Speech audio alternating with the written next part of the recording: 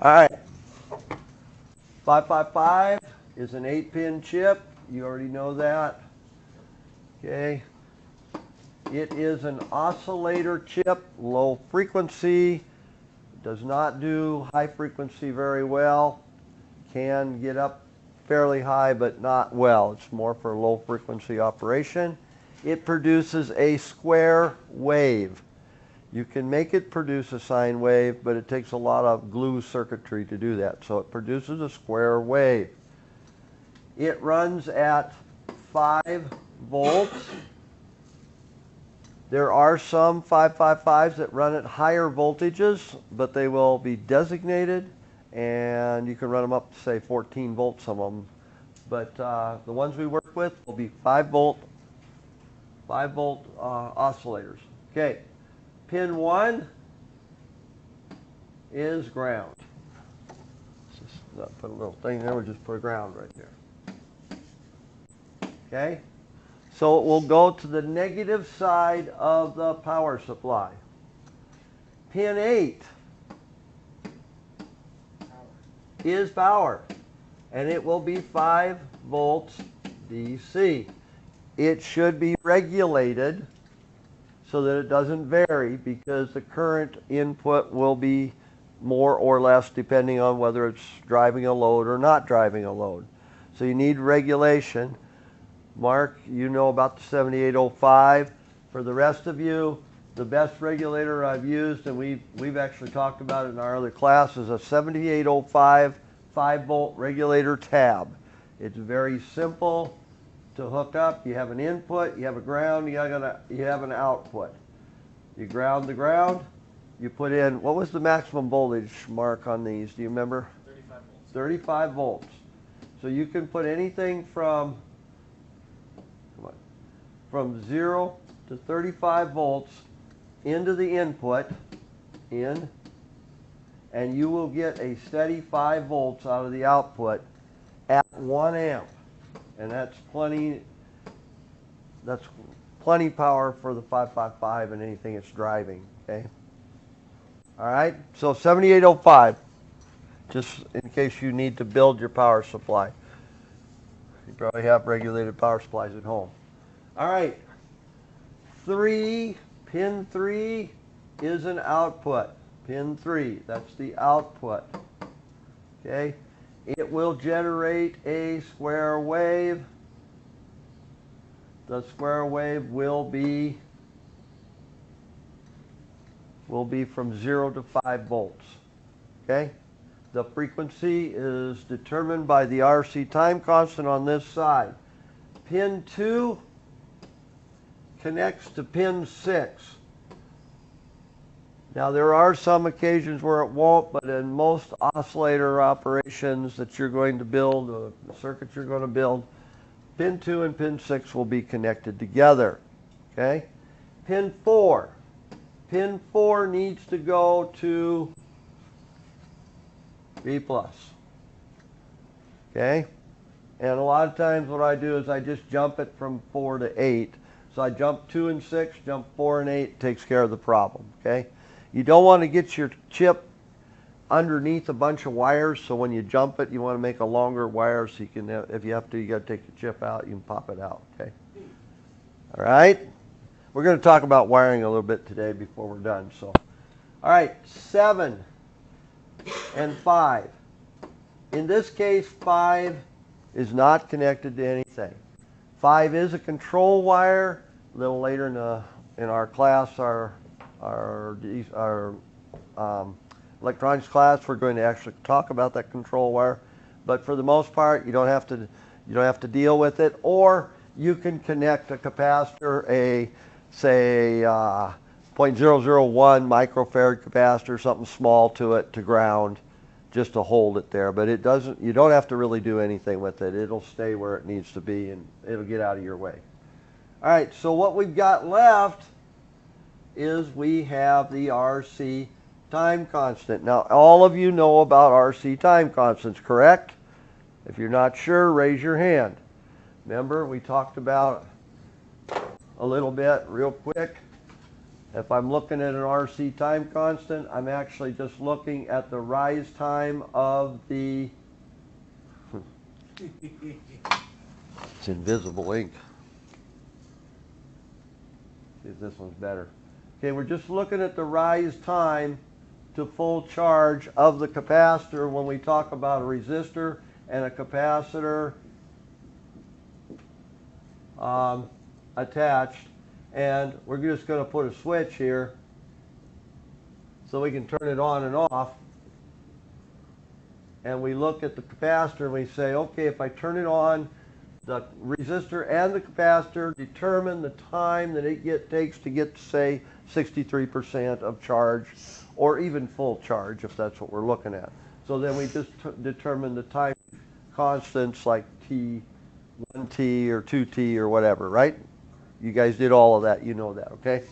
All right, that's very important because when we do that over here, we want it to charge up and then we want it to short out and discharge so that we get the square wave. Inside of this chip, there is a, you don't know about flip-flops, but I'm going to kind of fill you in here. Okay? Right in here is a chip called a flip-flop. And what it does is when you trigger it, it flips over. It has a, let's see if I can do this. It has an output that is a Q and a Q naught. Okay? And when I trigger it, what it'll do is it'll start out, say, 0, 1. When I trigger it, it will swap. And it'll go 1, 0. And every time I trigger it, it does that. Boom, boom, boom. Okay? So inside I have a little flip-flop here. And that flip-flop is triggered by the rise time of the RC time constant. As it rises up, it causes it to flop over, which gives you the pulse high. And then there's a transistor up in here, and that transistor shorts out. And when it shorts out, the time constant over here, it causes it to flop back. So it's connected over here, and it shorts this out, causes it to flop back. When it shorts this out, which it ends up shorting this pin right here, it would, if we did not have a limit resistor, it would short out the power supply. But what we do is we put a limit resistor in here. These are all connected together to B+, okay? This limit resistor, we use about a 1K usually. You can use what you like, but it will change the charge time if you use too big a one, okay? So say a 1K ohm resistor is about right. I'll add R1. I don't know if we got another R here. Now, that charges this part of the circuit, but it doesn't charge the time constant because I haven't put it in yet. So we're going to put in the time constant. That would be this resistor and this capacitor, normally an electrolytic, but could be a ceramic of, say, 0.1 microfarads or somewhere in there. You get too small, it will not be able to oscillate quick enough and it will not function, okay? So it's not something that can operate at gigahertz or something like that, okay? It needs to be down in the lower frequencies. So C1 and R2 are the time constants over here.